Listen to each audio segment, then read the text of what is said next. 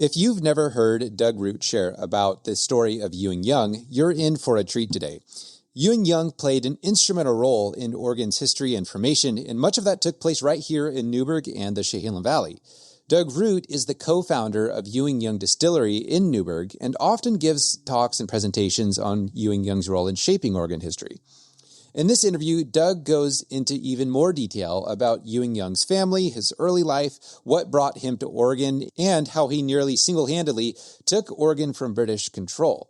So even if you've heard the story of Ewing Young, you've probably never heard it to this degree of depth, so you're really going to enjoy this episode. You're also going to learn about the Ewing Young oak tree miracle and how that is going to help Ewing Young's legacy live on. Hi, I'm Daniel Roberts, host of the Giving Town podcast, where we share stories of hope and generosity in Newberg and the surrounding areas. We live in an amazing community full of incredible people who are all working to make Newberg an even better place to live.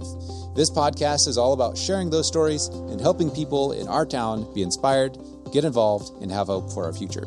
This podcast is also brought to you by my real estate team, the Joyful Roberts Group, and it's part of our mission to serve this community, not only by providing amazing service to our clients, but also to help Newberg be an even better place to live. So if you're looking to buy or sell a home anywhere around Newberg, reach out to us. We'd be happy to serve you.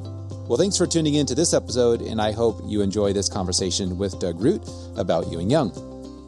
Well, Doug, thanks for joining me on the Giving Town podcast today. I first heard you, it was a few years ago, I think, at a Chamber of Commerce meeting, and you shared this fascinating story about Ewing Young and the history of Newberg, and it was something that I said, wow, this needs to be recorded. Now, here we are a few years later. Here we are. Great. And I want to give you the time that you want to share this. So this is going to be a fairly open-ended episode because you shared this story.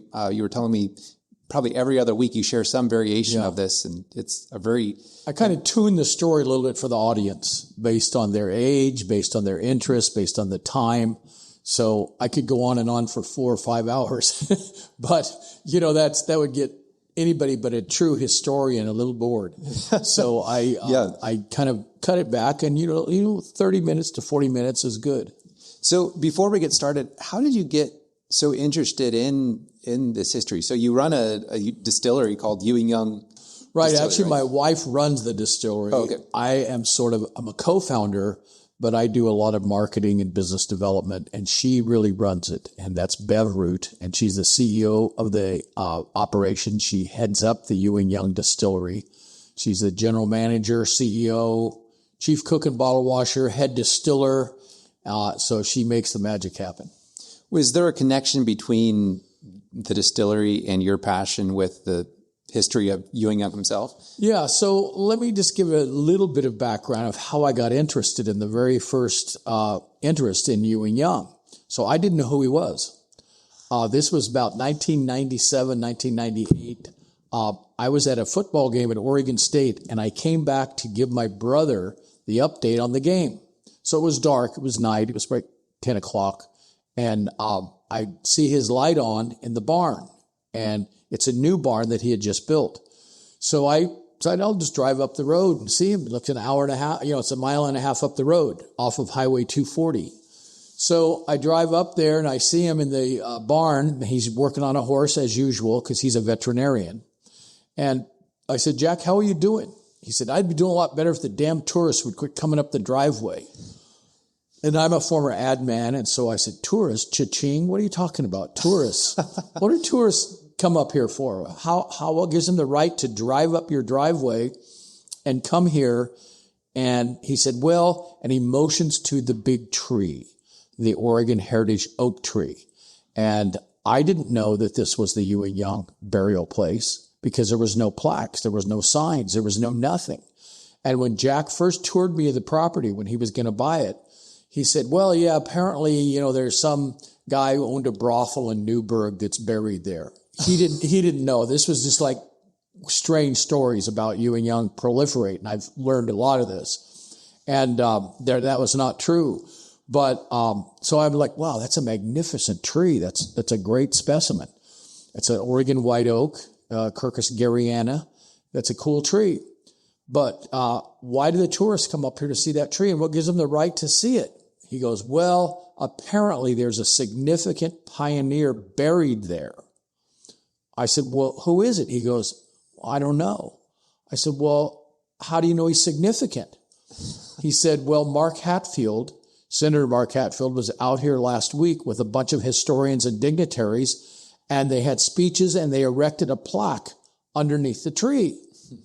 So I said, well, Jack, you live next to the tree and your office is about, 150 yards away where you go to be a horse doctor. Why don't you just stroll under the tree and see who it is? And he goes, I'll get around to it. Now, if you know my brother, Jack, he is a horse-driven doctor. He is driven to raise and train racehorses. He's driven to heal horses, to talk with clients and totally inform them. He's a very driven, obsessed person. So he wasn't going to take time out of his day to just stop and meander under the tree when it's right on the way over to his barn. So he didn't get around to it, as he said. So I said, Jack, give me a flashlight. I'm going to go over and read the plaque, see who this guy is.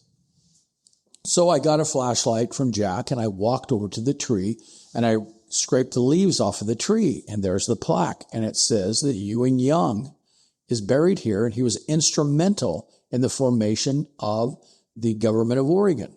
And it talked a little bit about it, but didn't say much. It said this is an Oregon heritage tree, and the plaque was erected in 1997, I believe it was. And so there is Ewing Young. So I thought, wow, that guy sounds impressive. So I went back to Jack and I said, Jack, the guy buried there is named Ewing Young. He goes, wow, well, that would explain the Ewing Young School, which is about a quarter mile away, the Ewing Young School. That would explain the Ewing Young Park in Newberg, and the Chehalem Parks and Recreation Department has erected signs all through Newberg of different historic people that were important in the formation of this, and there's a Ewing Young Trail. And so he said, wow, that would explain that. He must be significant. I said, well, I'm going to go find out how significant he really is. So I said, I'm going to go home and get on Google. And Google was fairly new then. It was just kind of... What year is this? This was 97. Okay. Fall of 97. So Google was, was still kind of coming into its own. But I went home and I got online and I typed in Ewing Young. And my gosh, it was the motherlode of American history. And not only American history, but world history. So I started reading all these stories and dispatches and articles about him. And right away I caught conflicts. And so I realized, oh, well, there's school kids writing these articles. And so where's the definitive story? Well, I run across the biography called Ewing Young, Master Trapper. And this is written by Kenneth Holmes, who was the history chairman of Linfield College when he wrote this in 1967. So I rushed down to Powell's and bought a copy. And then I went to the Oregon Historical Society and I bought copies of their Oregon Historical Quarterly that mentioned Ewing Young.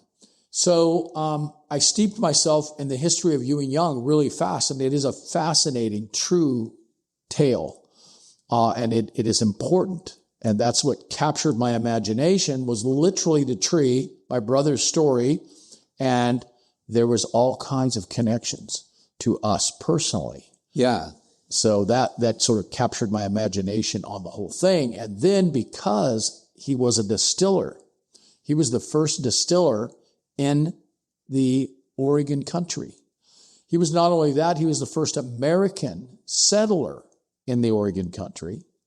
And he became a distiller on purpose to defeat the British by having them pay him to not distill. So when I learned all about his distilling history and how important it was to the history of the whole Oregon country, I said to my wife and my brother and sister-in-law, I said, we've got to start a distillery here. This is incredible. It's an incredible story. It's an incredible backstory. Most distillery brands are looking for a brand. They try really hard. They invent brands. They conjure up brands. They have hire ad agencies to create brands. Here we are sitting on this brand, the authentic, real story. So over the years, I've learned a lot about Ewing Young and read everything I could find. And he's mentioned in about 17 to 20 documents. There's different parts of his history and different parts of different adventures that he went on. So what I thought I could do today is kind of take you back to the very beginning and what made these changes happen, where he ended up being pretty much the father of Oregon, even though that title has been reserved by an author for John McLaughlin. John McLaughlin, who was the chief factor of the Fort Vancouver, the British fort at the time, butted heads with Ewing Young a lot. And he wasn't the father of Oregon. If you really took a father of Oregon, he would be Ewing Young. Yeah. Well, that's exciting. Let's go ahead and get started. Okay. So let's go way back to the Revolutionary War. And during the Revolutionary War, there was a key battle that was fought called the Battle of Kings Mountain. And this was fought, I think I wrote down some notes here so I didn't get it wrong. This was fought in 1780, October 7th of 1780. Now, who fought in the Battle of Kings Mountain? Ewing Young's grandfather and his uncles and his father, who at the time was only about 14 years old. Now, why did they even engage the British? Because the British came over the mountains and told Robert Sr. and told Ewing Young's father to leave or they were going to kill him. Because they said, it's our job to start countries on this continent. And you think you're coming over here to start a country. And they left Virginia because they were disillusioned with the British, like so many other settlers. And so disillusioned, they fought a war over it. But these guys left before the war started. And they had come across the mountains down the Cumberland Gap. And they came into this Watauga Valley in what we now know as eastern Tennessee. And it was just wild country. And they decided they were going to start a country. They were going to adopt a constitution. And they were going to elect officers. And they were literally going to start a country. And so when the British got wind of this, they dispatched soldiers over the mountains. And they came over and said, no, that's our job. You don't start countries here, we do. And you guys got to get lost. And they were like, who do you think you are? Well, we're the British. We control this continent. No, you don't. You're having problems controlling your own 13 colonies. In fact, at the time, they were still fighting over Florida. Florida was still in play. So it's sort of like, you don't really have much say over here. You guys get lost. And they're saying, we're coming back and we're going to kill you. And so these guys didn't leave. They were stubborn settlers, a group of maybe 50 or 100 max. And they had left Virginia and come over to start their country.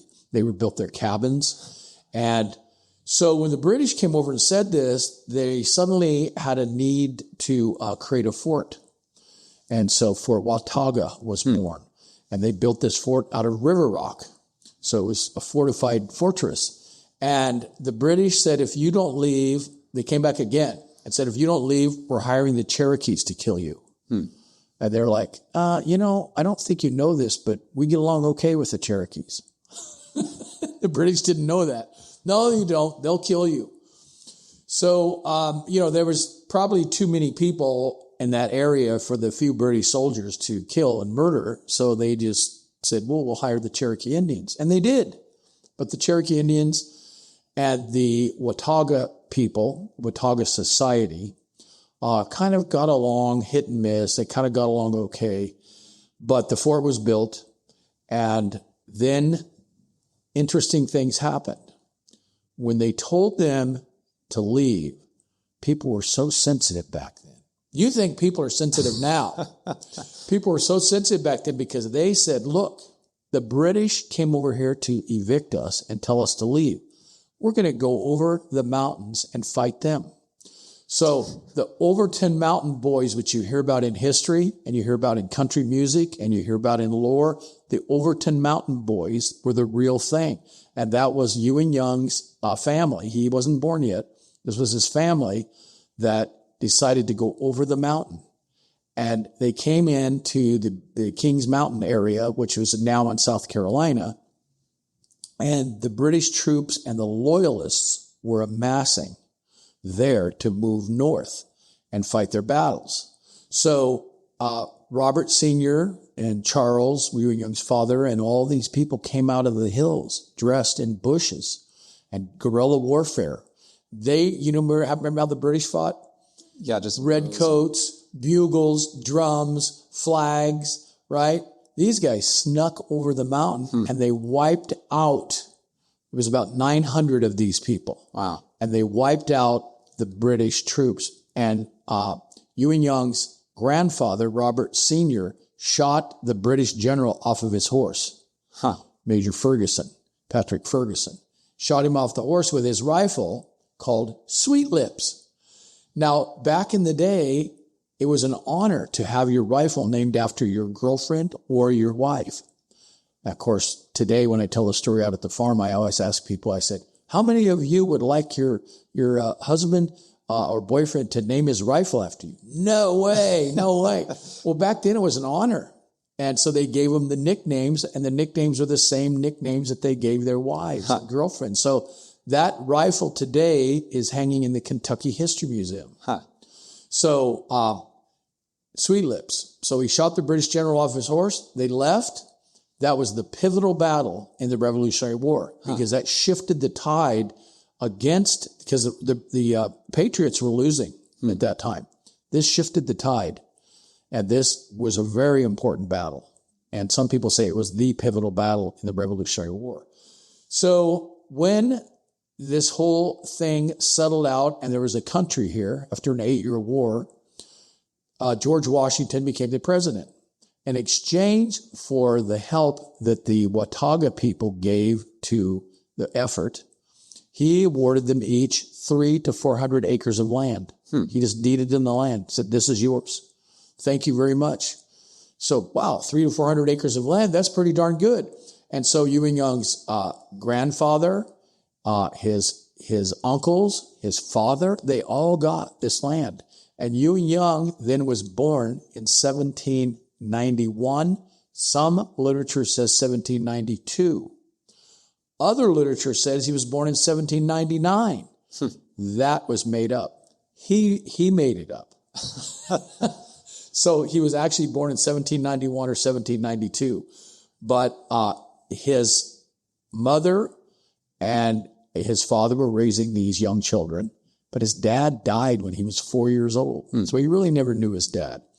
So his mother, though, was very important in the history of who Ewing Young became because she taught him and made sure he was taught reading, writing, and arithmetic, right? So he had to become a student.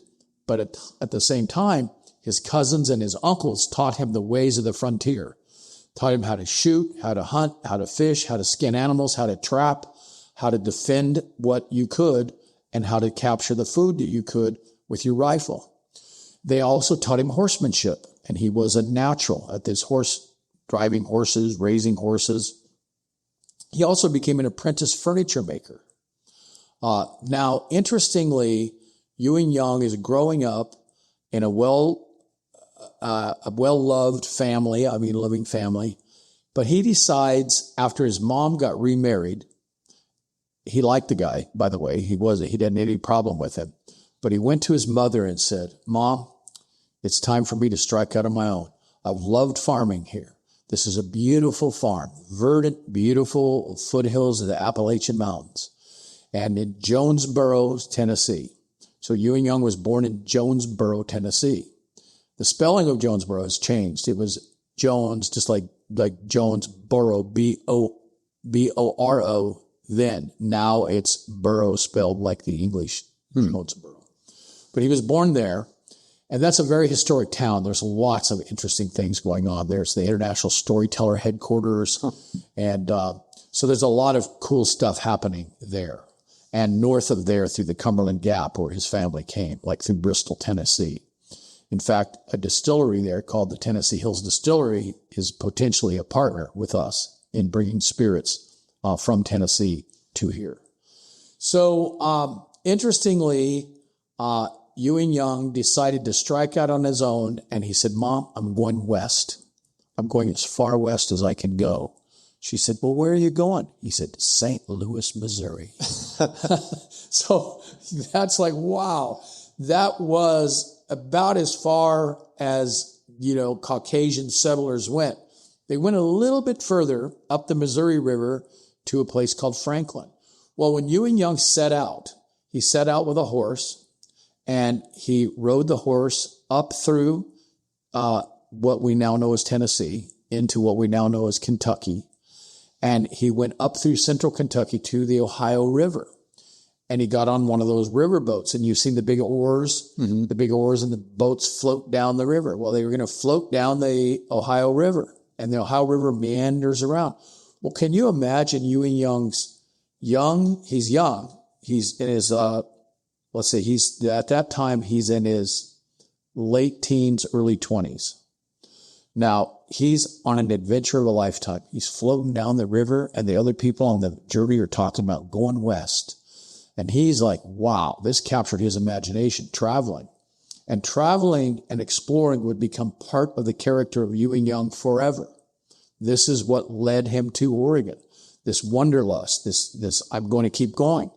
Well, he had a temporary stop in Franklin, Missouri, after he went up the Mississippi on a steamboat, up the Missouri on another smaller steamboat. He landed in Franklin, Missouri, and he bought a farm.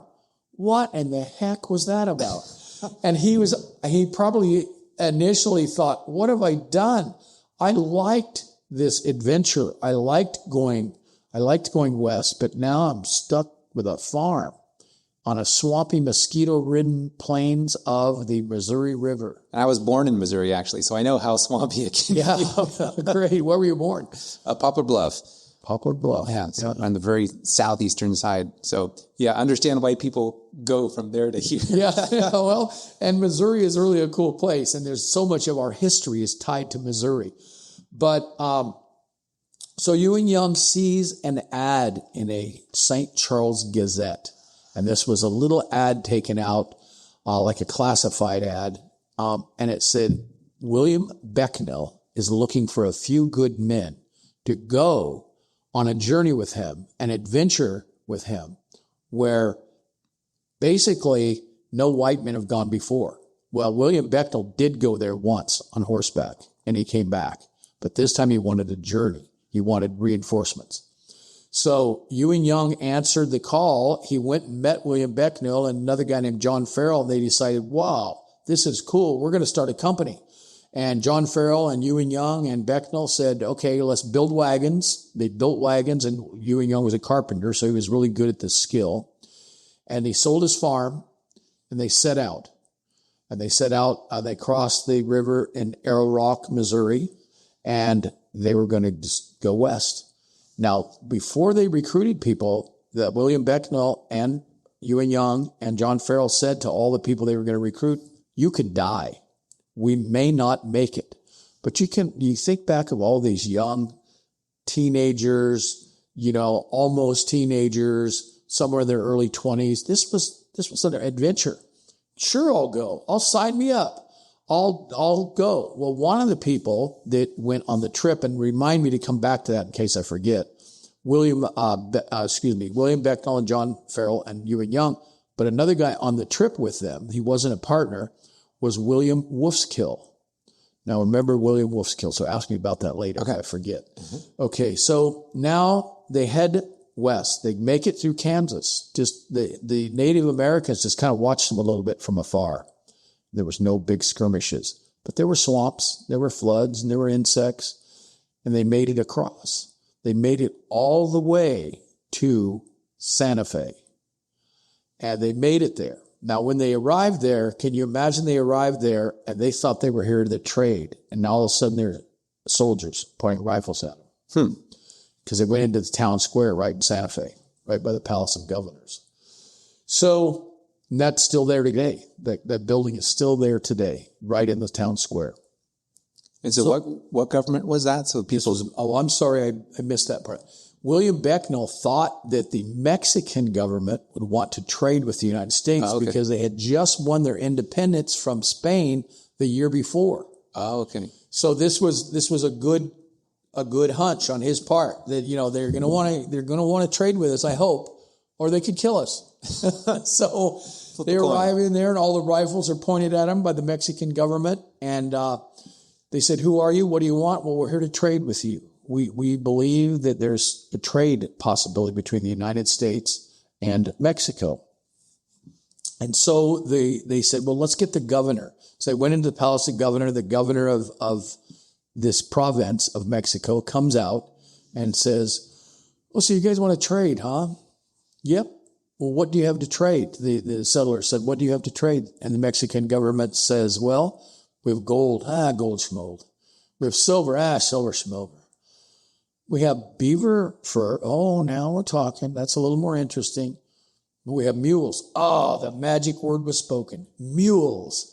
Because Mexico and Spain before that were known for breeding really good mules. The reputation had spread. So they needed mules in these emerging states like Indiana, Kentucky, Tennessee, Missouri. They needed mules because mules could plow, carry people on horseback, carry lots of cargo. So pull boats up ditches and canals.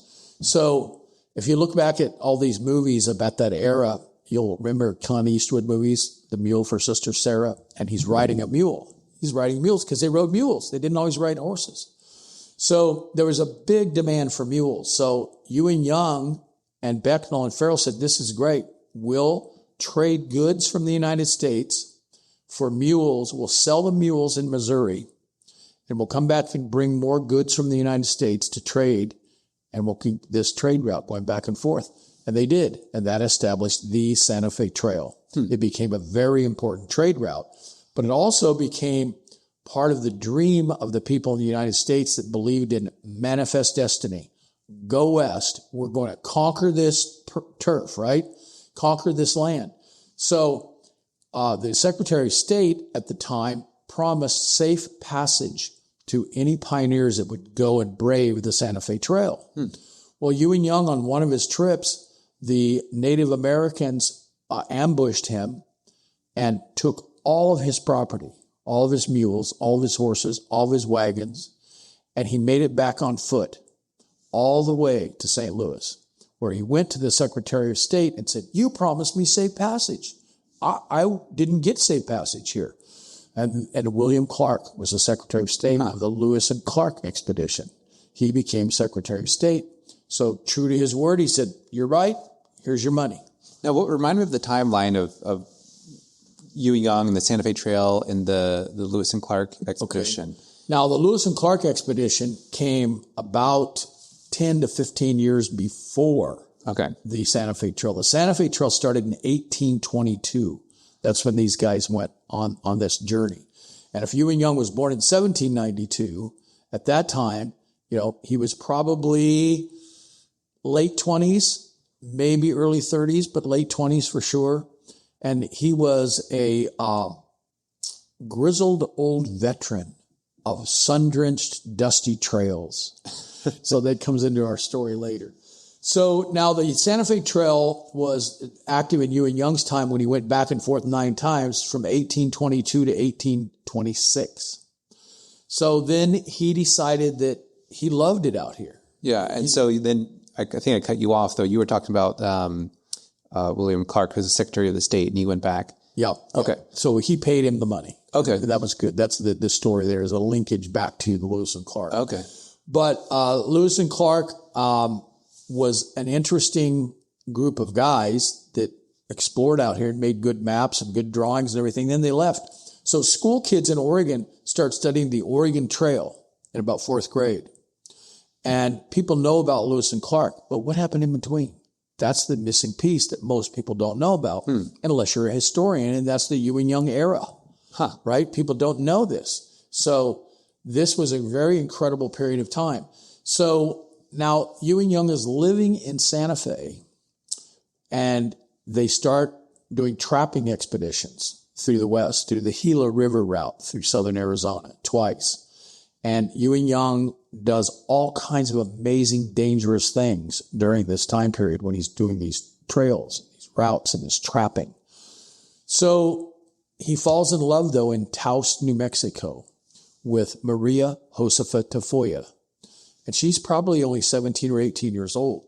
And the fathers back then weren't going to let these grizzled old guys from the trail marry their young daughters. So, if you're a grizzled old guy at 28 years old, you're not going to marry my daughter. So suddenly they had to come up with a way to reverse their age. So Ewing Young was buying his birth certificate, his trapper's license, and he had to form a birth certificate at the church in Taos. So he decided he's going to subtract years off his age, and he's going to be 1799. That's his birth year, right? That's what all the books say. And that wasn't true, because you got to look back to when there's other documents. You got to look back into the lineage and 1791 or 1792. So he was able to marry Maria Josefa Tafoya. And the father was the mayor of Taos. Now, it was a wink and a nod, because all the pioneers started doing it. All the pioneers suddenly were scrubbing 10, 15, 8 years off their age. And then the fathers would let them marry these young senoritas. So Ewing Young marries Maria Josefa Tafoya. Now, in the meantime, he's establishing lots of trading routes and trapping routes. He was the leader of the fur trapping industry. And he was such an entrepreneur and so ambitious.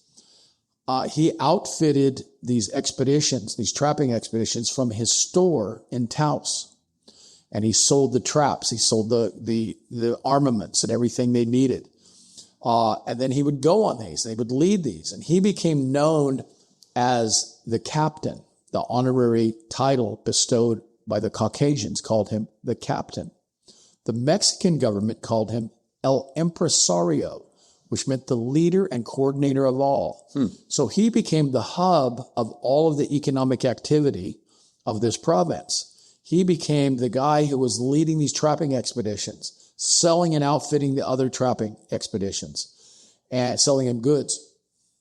So he came back, and then he did amazing, remarkable things. Like one time on the Gila River, his first time he went to the Gila River route, he took 17 men with him, and 17 were massacred by the Apaches as they got into the Gila River Valley. Ewing Young made it on foot, back to Taos. Now, can you imagine? He gets back to Taos and he says, I need 17 more men to join me, because this time I know where they're going to attack. He was the world's greatest salesman. What a leader. What a guy with a magnetic personality, that he could actually say, I lost 17 men on this trip, but I want 17 more. He raised those people, and they went back. This time they only lost one person. And they waited all the way to Yuma, Arizona, on to San Diego, the mission in San Diego. So this is the kind of bravery that he showed. And he did dangerous, crazy things. For example, the Spanish or the Mexican government would always raise taxes every time there was a new governor. Go figure, raise taxes. So he got tired of this, and so did the other trappers. He sent word out to all the trapping parties coming back into Santa Fe. Bring your furs to the Palace of Governors. I'm going to lock myself in there with kegs of gunpowder, and I'm going to lock myself in there with dynamite, and I'm going to lock myself in there with ammo and rifles and guns. And then we're going to lock all the furs in there. Then you're going to go tell the Mexican governor that I'm locked in the Palace of Governors. It's still the oldest building in the United States. Oh, wow. And I'm going to lock myself in there, and I'm going to blow it up, burn it down, and I'm going to kill all the Mexican soldiers you send in here to stop me. Then I'm going to torch the place and blow it up. Or you lower taxes. So it worked. They lowered taxes. Wow. So can you imagine this esteem that Ewing Young was held in? He was the true captain. He was the leader of everything. So the Mexican government sort of tolerated him. They knew he was important to the fur trading, the trapping, the Santa Fe Trail, all of this. So he was the head of all this. So now he's going out to California one more time. This was Alta California, a province of Mexico. And he's going out to go to California. He's outfitting his trappers. And now his wife, Maria, says one of three things to him. This is where words change history. She said, if you go to California one more time, don't come back. Because it was dangerous. She probably fretted and stewed and worried while he was gone. Or did she say, honey, keep bringing those riches. Keep bringing those riches. Bring those gold. Bring the trading. Everything you can get. Because my dad loves you and I love you. And we're the wealthiest people in Mexico. They were the wealthiest people in Mexico. Or did she say, you shouldn't go because I'm pregnant? Interesting. What did she say? Well, we're going to learn later what she said to him. But he's so stubborn. He's a stubborn cuss. He's going to go no matter what.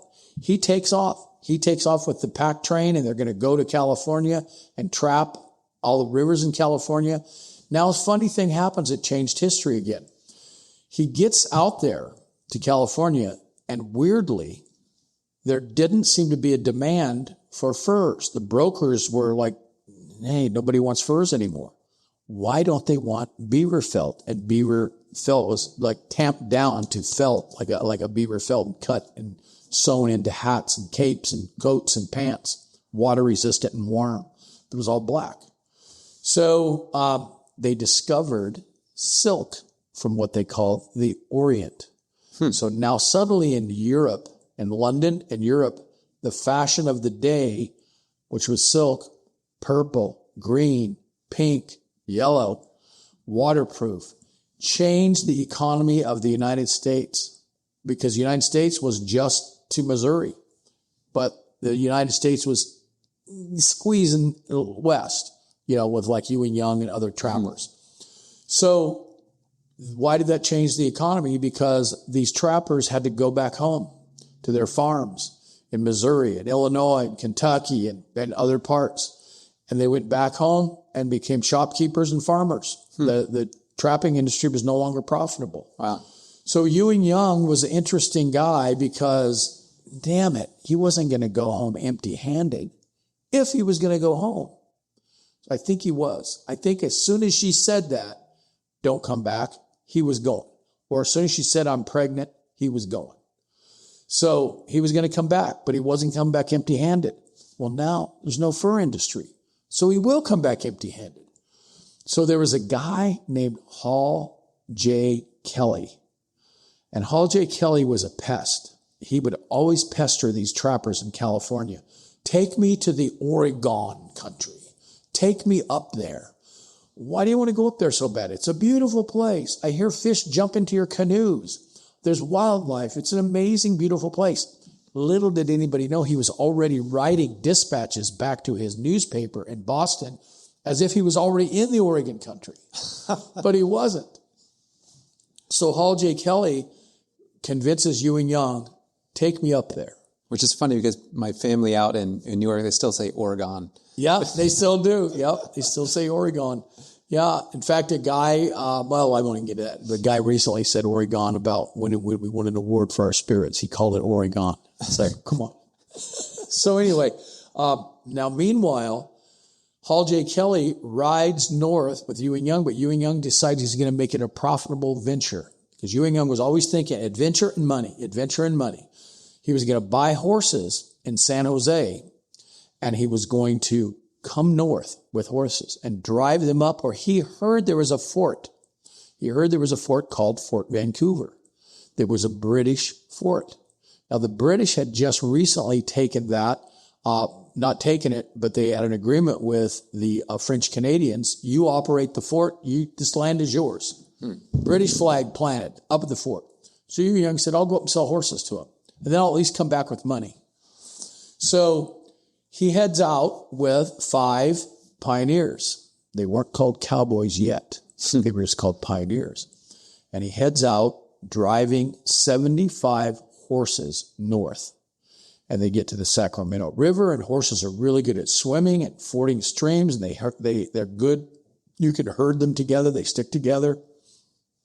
So Ewing Young starts out, and he gets them up to in Central Oregon, and he kept telling his men, look, it's just over the next just over the next mountain, just over the next hill. Where is it? We're getting damn hungry. In fact, we're getting so hungry, we demand we want to eat one of these horses. He said, the horse can be worth a lot more up there when you sell it and get food up there, and then we're going to go back home with money. So interestingly, they took this into their own hands. One of the guys, this was mutiny against the captain. One of the guys turned his rifle toward Ewing Young, pulled the trigger, and shot and killed Ewing Young's horse. What?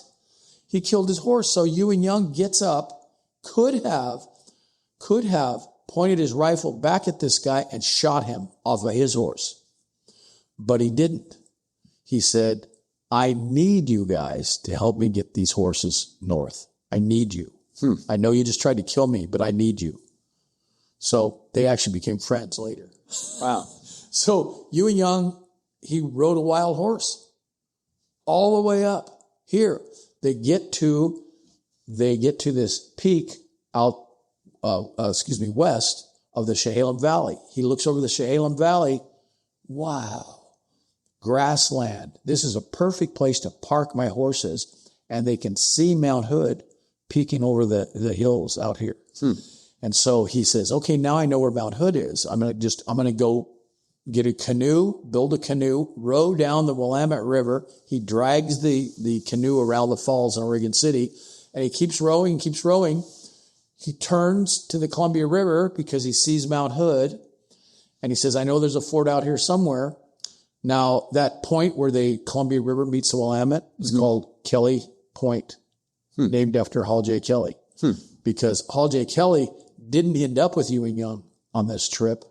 He ended up being taken back to the fort by the British, the Hudson's Bay Company, because he was sick and ill, and they kept him outside the fort because they didn't know what was wrong with him. They didn't know if it was some communicable disease or what it was, so they parked him outside the fort. Well, then Ewing Young gets up there. Now, Ewing Young arrives. He's greeted with rifles again. And what are you here for? I'm here to trade. I brought horses here. They're parked down by the Willamette River. They're parked down there. I've got horses to sell, 75 horses and mules. The chief factor of the fort, John McLaughlin, comes out and says, you should get lost. I'm paraphrasing. And Ewing Young says, why? He says, because A, you're a horse thief. What? I bought these horses fair and square in San Jose. No, you didn't. No, you didn't. Because we got a letter from the governor of California that said a horse thief is headed your way. Oh, Ewing Young says, I met up with a guy north of Sacramento that had horses, and he had like 25 horses. And we said, well, join us. When he got up to over the hills by Ashland, he took off toward Klamath Lake with his 25 horses, and Ewing Young kept coming. He said, that was the horse thief. Nope, we don't believe you. So this was very frustrating for Ewing Young, and he says, but you want me to leave because I'm an American? Yes. Oh, man, can you imagine Ewing Young? He was chopped because his good friend in Tennessee was Andrew Jackson, who was a traveling judge. He also fought and won the War of 1812. And he's friends with Ewing Young back in the States. So he says, okay, my family, he's thinking this to himself, my family fought and won the Battle of Kings Mountain. They were given land exchange from George Washington. Now you want me to leave because I'm an American? Yeah.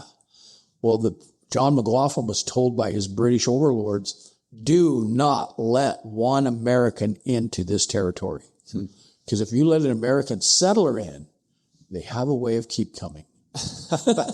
And so they were right? Yeah. Right. But the settlers that came up to sell their furs would come up, sell the furs to the fort, and leave. They weren't going to settle. And Ewing Young was pissed off and mad at these guys. So he said, okay, I'm going to row all the way back to where I got on the creek, the Chehalem Creek, down to the river. And I'm going to think of a plan on the way to evict the British, because this was his turn to fight the British. His turn was to defeat the British, right? Because his grandfather did it, his uncles did it, and now his father did it, and now he can do it. So he concocts this plan. And he gets back up here to the land, and they'd start building a cabin while he was gone, the settlers who he came with. And he came with 5 guys. And by the way, you told me not to remind you of the other guy back in, is that coming up? Yep, it's coming up. Yeah, William Wolfe's Kill. So now, interestingly, Ewing Young gets back out to the horses, and he says to these guys, you can leave if you want, but I'm staying because I'm going to defeat the British. And 3 of the guys just said, you're crazy. Ewing Young, you've done amazing things in your life, but they've got, according to you, hundreds of rifles, thousands of rounds of ammo. They have cannons. They have a cavalry. You're going to defeat the British. He says, yes, I have a plan. And so these guys, 3 of them left. 3 of them said, you know what? You guys stay here if you want. The 2 that stayed became very wealthy by staying. So stick with Ewing Young. That was the moral of the story, right? So one guy was named Carmichael, and Carmichael started the distilling effort with Ewing Young. Now, these guys leave, and he says, okay, to the other 2 guys that are here, here's what I want you to do. I want you to go to the French Canadian villages, to the fort, to the new Kaiser Mission, which is down at the Kaiser, and not Kaiser Mission, it was Willamette Mission, Jason Lee and his brother, on the shores of the Willamette River. And I want you to convince everybody that we need a temperance society. What? Ewing Young, what are you talking about, temperance society? What do you mean no booze? You and your family are moonshiners.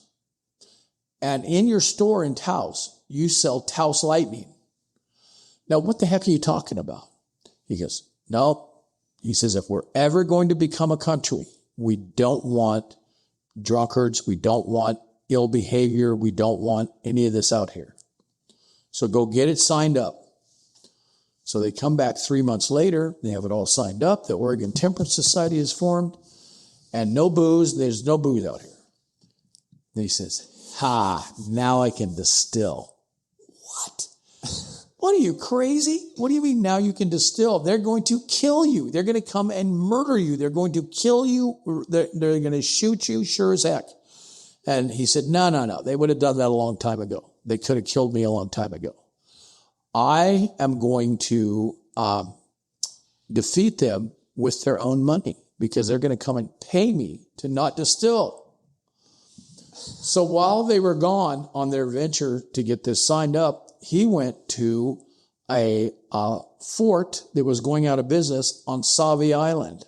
And it was formed by Nathaniel Wyeth. And Nathaniel Wyeth was a pioneer who came on the Oregon Trail, what became the Oregon Trail. And he bought a copper cauldron in St. Louis. That copper cauldron, Ewing Young had his eyes on it. He didn't want that guy to sell it to anybody else. And they were doing it to pickle salmon. Nathaniel Wyeth was going to have a business exporting salmon. And so Ewing Young said, no, I know you're going out of business because the British fort, put you out of business. And it was called Fort William. Nathaniel Wyeth used an English name thinking that he would stay in business. You know, the British would, the trappers would come up and thinking it's a British fort. Well, it was on the Multnomah Channel side of Sauvie Island. There's a plaque on the road that you go out there, and it says Nathaniel Wyeth's Fort William was 600 yards from here. It's right on the thing. So I drove all the way down on this private property, and it's a farm. And there's hazelnuts grown right there where the fort is now. And it turns out that land is farmed and owned by the Bailey family. The Bailey family out of St. Paul, Minnesota, owns lots of property in Oregon, lots of property here in Yamhill County. So it turns out they also own that, but the fort is still there. I mean, the fort is not there, but the plaque is still there. So Ewing Young he canoes back up the Willamette River with this copper cauldron, and he converts it to a still. Then he starts his distilling effort, or did he? Because some historians say he didn't really start it because he didn't need to, just needed to threaten to do it. Others said, no, he had to distill something to prove he could do it. But regardless, the British came, just like he predicted. John McLaughlin came and offered him money to stop distilling. And he said, well, how much you talking about? Well, we raised $52 from the settlers. He goes, oh, no, I want more than that. What do you want? You want 53? No. 54? No. 55? Well, what do you want? He said, $1,800. What? They're in shock. And he said, wait, before you get too excited, I'm going to take that money and I'm going to start a new company called Willamette Cattle Company. It's going to be the first company in Oregon, Willamette Cattle Company. And I'm going to Alta, California to buy hundreds of cattle and bring them back here. Well, the settlers just scoffed at that because driving horses was one thing. No one had ever driven any cattle anywhere in North America. So Ewing Young decides he's going to leave and go get cattle, but he formed the company first. But the other settlers told the British, you're the only entity that has that kind of money. So pay him that kind of money and it'll go away. Let me just turn my phone off here a second. It's beeping it. I forgot to turn it off. Okay. And $1,800, I mean... That was like millions. Wow. Wow, it's like $1 million back then. Wow. Yeah. So, I don't know what the heck's going on here. So, that darn phone. So, yeah, lots of money was at stake. Well, the other settlers told the British, don't worry about it. He'll never be back. He'll never come back with cattle. You can't get cattle to follow you anywhere. Second, he's going to be rich. They didn't know he was already the wealthiest person in Mexico. They didn't know this. They thought he was some scoundrel, some, guy up here with horses. And so they paid him the money. He formed the company. Wow. He goes back to California. He buys cattle. He could have left. He could have gone back to wherever he was from, right? New Mexico. But he buys cattle at the fort. So he goes to the fort at, the mission, San Jose Mission. And they said, well, we don't have any cattle. Wait a minute. When I came through here to buy horses, you said you had cattle for sale. Oh, who told you that? We don't have cattle for sale. You've got to figure out where to get your own cattle, but they're feral. They're running around by Salinas and Monterey and that whole area down there. The cattle like that. So he's like, what? And they said, but you can't buy the cattle anyway. You have to have permission from the governor of California to buy cattle. Where's the governor? He's down at the mission in Santa Barbara. Give me a horse. He drives down to Santa Barbara. He goes down there, meets with the governor, and the governor was more than happy to say, you can buy all the cattle you want and sell all the cattle you want because you're at war with the British. There was no love lost between the Mexican government and the British back then. I don't know what's going on with this phone. I don't know if that beep hears, if you hear that. I don't know. I guess we'll just have to give it. So here's smartphones are dumb because I just got this phone. I can't figure out how to turn it off. Intermission. Yeah, you hold it and it doesn't turn on. Thank you. No, smartphones are dumb. Makes us dumber every day. So now Ewing Young gets permission from the governor. He goes back to San Jose and they say, okay, you got the permission. You got the letter. We'll sell you all the cattle you want, but you've got to go round them up. So now he has to go round up cattle with cowboys. That's where the term cowboys came from, right? Okay. So there were no cowboys until then. He goes down. This is 1837. He rounds up all these cattle. He's got about 800 of them. Takes them back, gets them back to the fort, to the mission, San Jose Mission, and they take 100 of them, the best of them, for taxes. Wow. They said, well, we're going to keep 100 of the best for taxes. Oh, man, you scoundrels. So take off. Good luck. Go north. Drive those cattle up there. Hope you do well. So they, believe it or not, that was the first cattle drive in North American history. Wow. And they actually got them here. And he let them eat one or two on the way up because he learned his lesson. So now they get here. They get out to that same valley right here in the Chehalem Valley with all these cattle. And then he tells these guys, he says, now you go back up to the fort and you tell the fort I'm back and I have 680 cattle and I'm going to sell them, trade them. You can breed them. You can do whatever you want with the cattle. So we just broke the British control of the area because the British controlled all settlers by owning the cattle. You could milk it, but you couldn't butcher it. And if it had a calf, the calf belonged to the fort. So that's how they kept control over this. And they were trying to bring reinforcements in. They were trying really hard to get reinforcements from London to come around the Horn and come across the country and to try to get here. Yeah. Couldn't get them here fast enough. And so Ewing Young, by bringing these cattle back, he unleashed what became the Oregon Trail. So the first American settlers had something to eat, to plow with, to milk. So it unleashed this torrent of travelers coming to the Oregon country. Now, the president of the United States, who was then the president, Polk, said to the British, you leave and go north until we tell you to stop. Or do you want another war with us? Because we've just won the War of 1812. We won the Revolutionary War. Do you want another war with us? No, we'll leave. So they left, and now we know between Washington and British Columbia, that border, they stopped. But that was the parallel where the United States said, you can stop. You go across, that's your country. So they called it British Columbia this time instead of Columbia, because this whole place was called Columbia. Okay. That's what the great British called this place Columbia. So at least they put British up there. British Columbia. Right? Interesting. Okay. So now the Oregon country was born. So now what happens? Ewing Young becomes even wealthier because he has the first grist mill, the first sawmill, the first general store. He invented his own currency. We used Bitcoin before Bitcoin was cool. So now he becomes the wealthiest person in the Oregon country.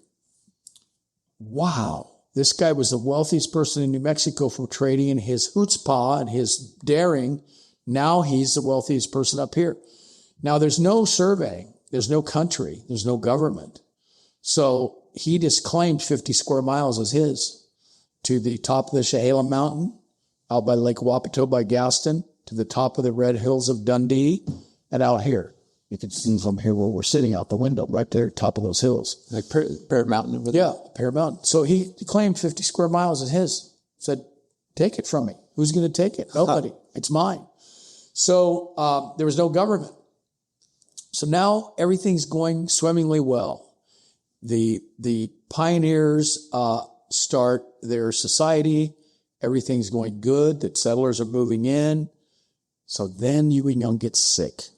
Oh, no. He gets real sick. And it turns out by reading through all the literature, people speculate it was a bleeding ulcer. So he had a bleeding ulcer, which pretty much did him in. But his good friend, Sidney Smith, who was coming over here on the Peoria party, who was a folk doctor out of New Amsterdam or New York City, Sidney Smith said, we're going to cure you, but we're going to give you acid because it's coming out both ends. So we're going to give you acid. Oh my gosh, that just exacerbated it. So Ewing Young died February 7th, 1841. Now, Sidney Smith, who was friends with Ewing Young, had a choice to make. I can either go to Oregon City, which was a tent burg for all practical terms, and tell everybody that Ewing Young has died. If I tell anybody that, or if the word comes out that Ewing Young is dead, there's going to be a marauding band of settlers that come up here to take his cattle, horses, lumber, grist mill, sawmill. There's going to be a big bloody battle. So I think we should only tell 12 people, and these are Ewing Young's friends and Sidney Smith's friends. We should only tell them, and we should spread the news and do it fast. So he died on February 7th. The funeral was February 9th out at the farm, right out here outside of Newberg. And they had the funeral there. And as soon as they buried him, Sidney Smith turns around and says, okay, guys, now we have to do something very important. I know you're out here because you didn't want a government, but we're going to form a government because we're going to probate Ewing Young's estate. because we're going to auction the land and all of his holdings to ourselves and not let the marauding band come up here and take it. Plus, it's good for us. So now Ewing Young's 12 guys are sitting out here. They elected themselves officers of the first provisional government of Oregon at his funeral, right after the funeral was over, right on the same piece of land. They elected themselves like senator, mayor, police chief, all these different titles that they invented. Well, this one guy was reluctant, and he kept trying to go into the shadows and don't pick me for anything. Well, who are you? Well, you know me. I'm Ira Babcock. I'm a retired judge from New York State. They said, you're our governor. And he goes, no. I only know the laws of New York State. Good enough for us. Stamped, signed, sealed, and delivered. The first provisional government of Oregon adopted the laws of New York State. Because Ira Babcock knew about it. So Ira Babcock was a reluctant first governor. Now, it was raining and cold. So they went down to the Kaiser Mission to sign up the rest of the paperwork indoors so that they could form this country officially. So they reelected themselves with whatever titles they gave them out at the land. So now some people say, no, that didn't happen at the Kaiser Mission. It happened at Champoeg. Well, but Champoeg, some people are mixing statehood. You know, that was statehood out there. That's where the state was adopted. But they failed to grasp that this was pre-statehood. This was the provisional government. Okay. So there's literature both ways. There's literature, there's stories that say both of these. Yeah, that interesting. They went to the Kaiser Mission or they went to Champoeg Park. Okay. I say after reading everything I read and who was there and who wasn't there, it was the Kaiser Missions where they went and wrote it all up. Okay. So now they wrote it all up, and now everything's going well. They auctioned themselves the property for the $1,800 that they raised again, but this time they started taking property. This group, and there were no surveys. So it was like this cattle trail goes to that tree, over to this stream, to this swamp. You know, they just divided it all up, this 50 square miles, and started selling it off to the settlers. Well, the settlers made out like bandits because they got wealthy off this land, and they started subdividing it. They started, well, I'll sell the 5 acres here, 10 acres there, 30 over here, 500 here. So they were getting wealthy, but then a rumor started. And the first person to hear the rumor was Joel Walker, who was with the first family on the Oregon Trail. He was a lawyer from Missouri. And so he hears rumors of this, that there's a kid coming up here who claims he's Ewing Young's son. What are you talking about? We didn't know Ewing Young was married. Forget the fact that he has a son. We didn't even know he was married. He never said anything about this. This is a fraud. This is a fraud. So Joel Walker sends emissaries to California, then on to Santa Fe and Taos to look at all the birth records, and he comes back. The emissaries come back, tell Joel Walker, who shares the news with the other settlers, he's bona fide. This guy's name is Jose Joaquin Young. He is the son of Maria Josefa Tafoya, probably Ewing Young, because it timed out at the right timing.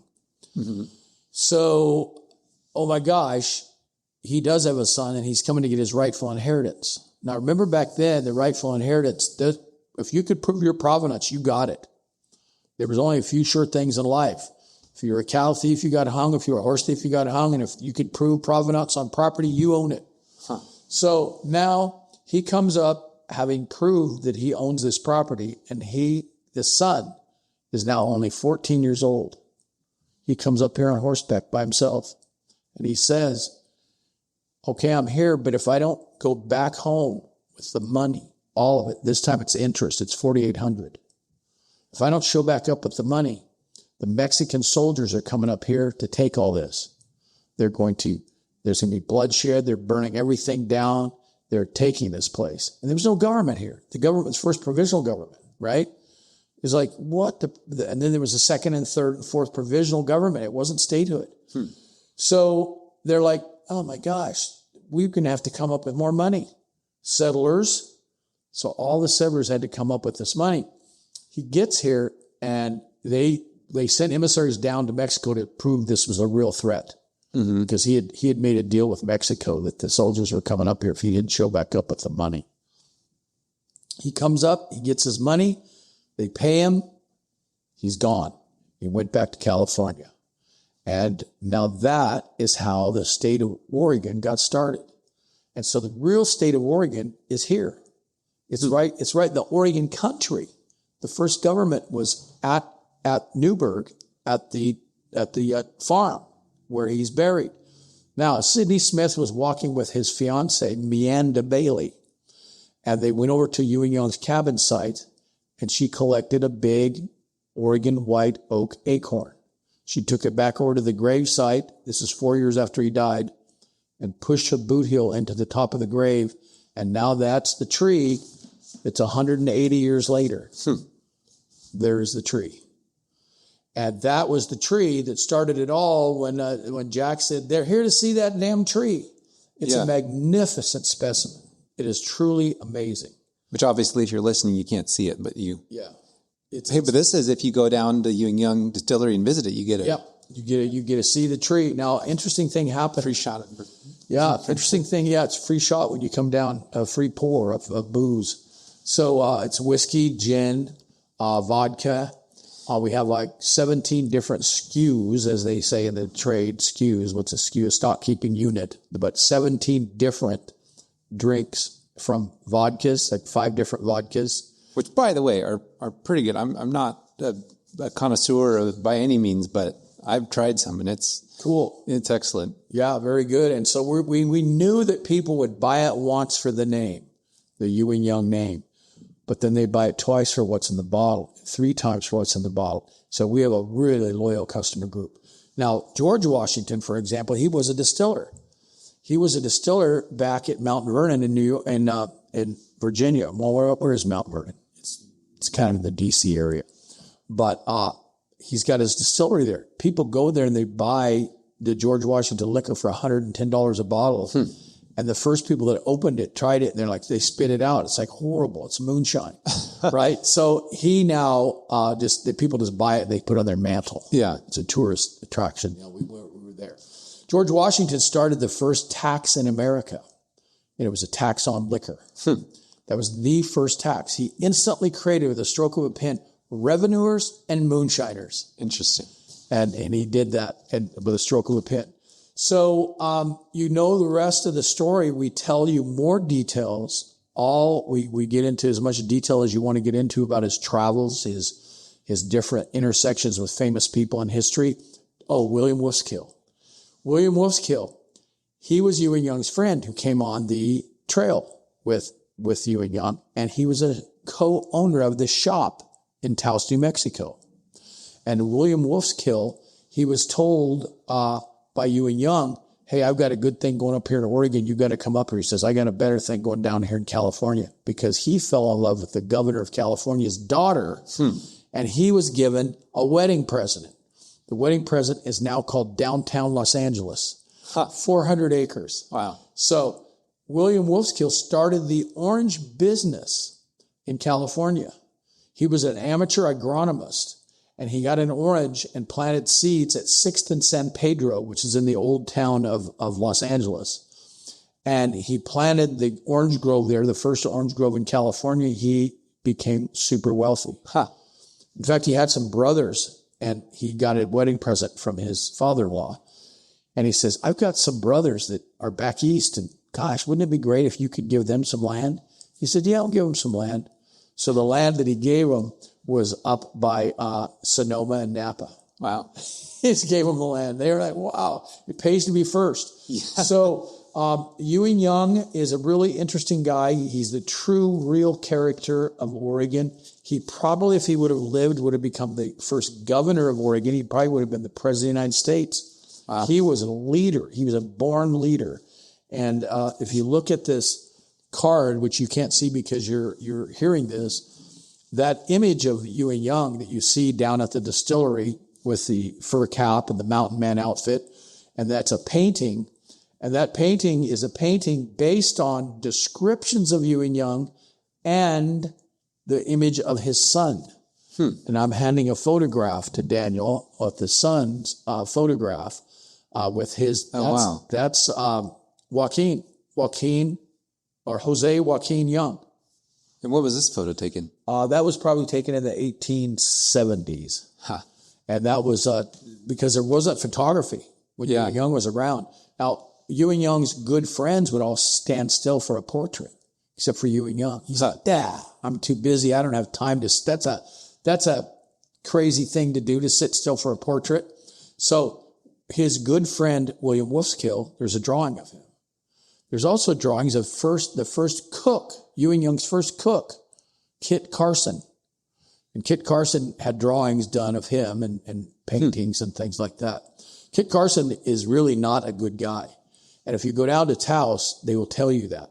And luckily for me, I was reading the history of Taos and reading the history of Kit Carson when I was driving down to Taos to look at a location for our upcoming Taos distillery. And that will happen in the future. But as I'm driving down there, I call this real estate agent who had this ideal piece of property. And he comes over, and he is Hispanic. And I start telling him we're going to, at this place, this tasting room, serve cabbage, a side order of cabbage with our drinks. And he smiles at me and says, "You've been reading your history, haven't you, Doug?" Yes, because there was a guy named Governor Bent, B-E-N-T, who had Fort Bent on the Santa Fe Trail, but he became the governor of New Mexico when it became a state. And Governor Bent he was just like Kit Carson. They were both racists, terrible, mean, stupid people. And what they did is they would write articles. They would write stuff about stupid brown people. And, what in the world? So Ewing Young wanted nothing to do with Kit Carson when this became apparent. He's like, you go do off your own thing. I'm done with you. But Governor Bent, this is well after Ewing Young was died, Governor Bent was beheaded outside of his home on Bent Street. And the place we were looking at is right on Bent Street and right across the street from the Kit Carson conference center and the Kit Carson home. So I asked this guy, I said, if Kit Carson is like so not loved here, what are you guys doing naming this conference center after him and his home site? And they said, white men. Chamber of Commerce, right? They want people to come here to see Kit Carson's home. But the townspeople don't like him. Yeah. So by serving cabbage, we were going to remind people of Bent's fort, or of Governor Bent, because every year in Governor Bent's name, they play Bent's soccer with a head of cabbage. And they kick the ball around because that's supposed to be his head. So they kick the soccer ball around, it's a head of cabbage. Interesting.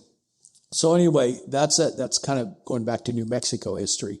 So New Mexico history is really important in Ewing Young's life. He was also one of the 10 most important people in Arizona history, California history, Oregon history.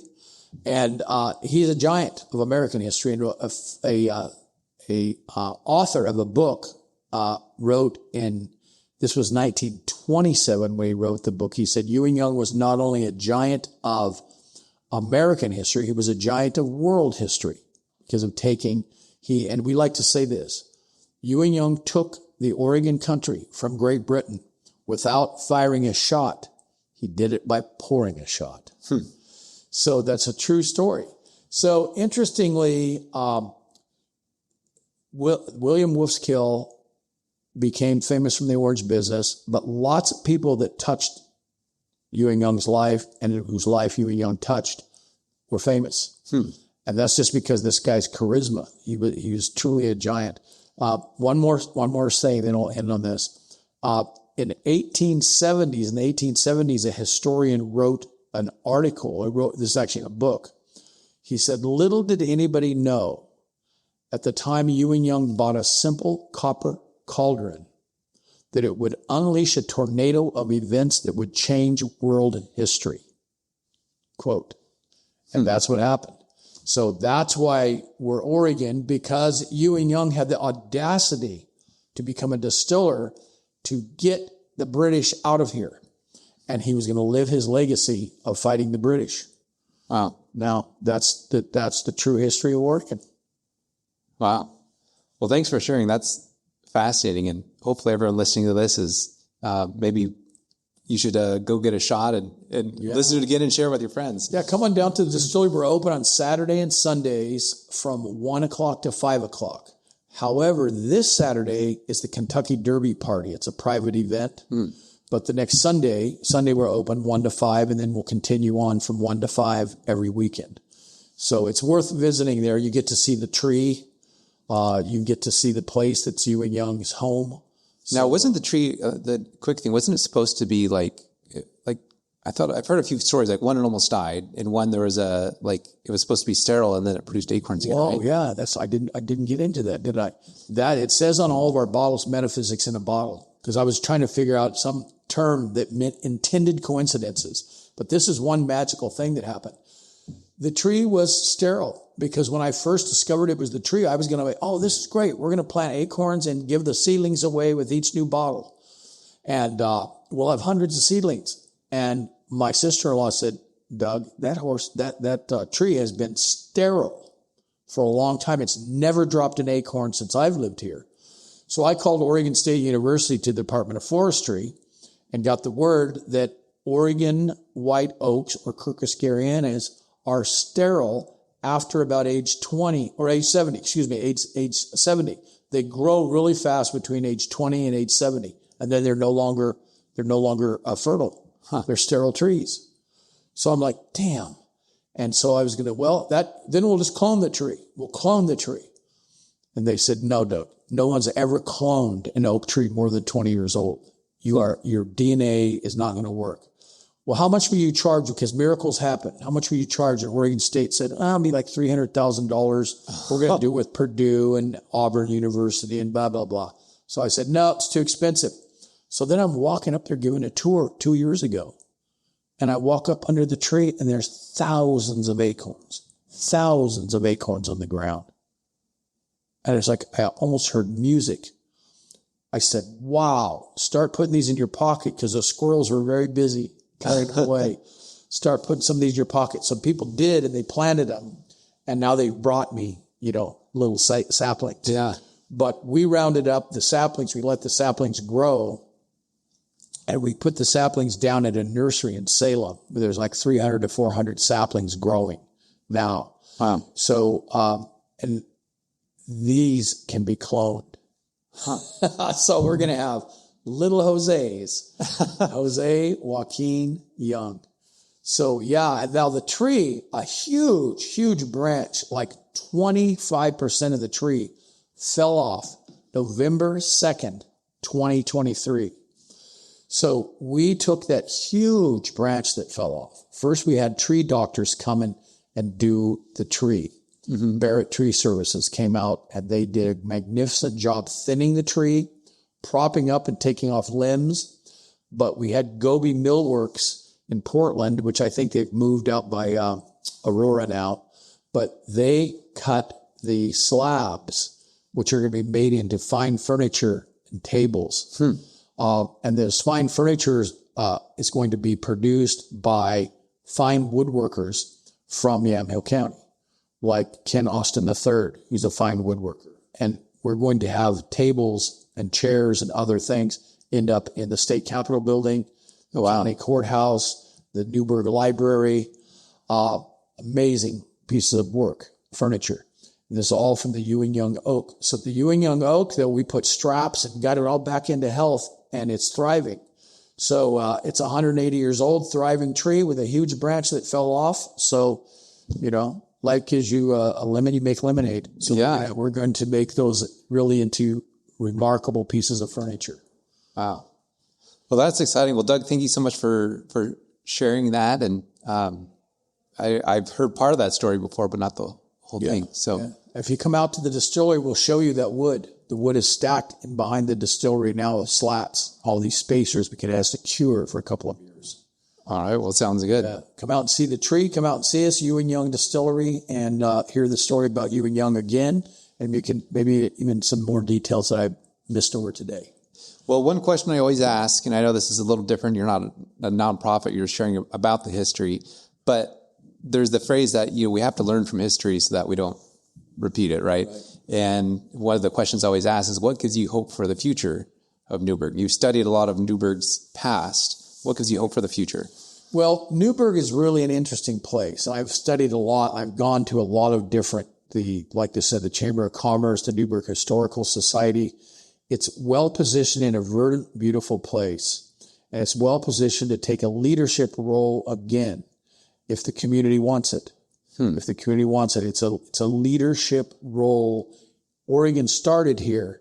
It might as well continue here. But it's going to take an active citizenry that wants to be active in government and civic affairs. Now, there are very good efforts underway in Newberg already. Then the arts. The arts are like amazing in this city, and food and wine. So it's the epicenter of a lot of economic activity now, but it can be a leadership role in citizenship. And so I hope that happens. It's happening in some places. So what was the one thing I was going to mention? It was off the top of my head here. I forget. I forget, but it was something about Newberg. And the place is very important. It's a magical place. When people come into Newberg, they say, wow. It's a wow factor city, especially right now, literally today. It's like Kentucky Derby Party. I always earmarked on that. It's the greenery, the lush. It's a wow factor city. It's a wow factor place. So let's keep it that way. And Ewing Young started it. Let's continue it. Sounds good. All right. Well, thanks, Doug. Appreciate it. You bet. Thank you. Thank you for tuning in to the Giving Town podcast. If you enjoyed this episode, please consider sharing it with a friend who you think might benefit from hearing it. While more and more people are continuing to hear about this podcast, I still need your help to spread the message about all the people and organizations that make Newberg so great. Well, thanks for tuning in, and I'll catch you in the next episode.